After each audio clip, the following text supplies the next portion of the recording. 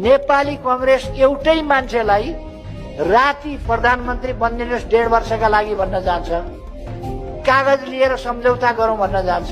राति त्यो कागजमा उनले सम्झौता नगरेपछि भोलिपल्ट यो त सहकारीको भ्रष्टाचारी हो भन्दै उफ्रिन्छ।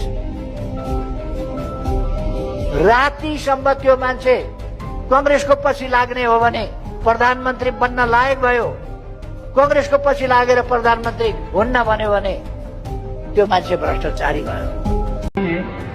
सहकारी सम्बन्धी कुरा उठ्दै गर्दा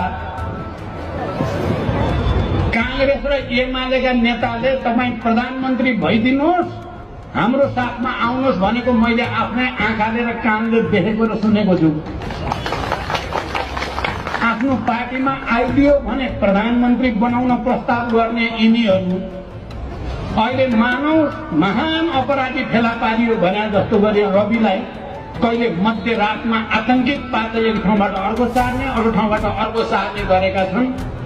यसको मूल्य एमाले र कांग्रेस धेरै चर्को पर्नेछ। मन्त्री बन्दा खोजिने नैतिकता मलाई लाग्छ प्रधानमन्त्री अफर गर्दा पनि खोजिनु पर्ने हो नि त।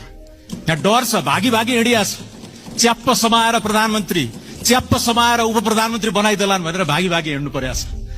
कांग्रेसका पुराना मित्रहरूलाई थाहा छ म प्रमाण बेगर नबोल्ने मान्छे हो। हेक्कार होस्, अब कांग्रेसले गरेको छैन भन्नुहुन्छ भने अब हामी सक्कली कांग्रेस र नक्कली कांग्रेस खोज्दै हिँड्ने पनि कुरा भयो।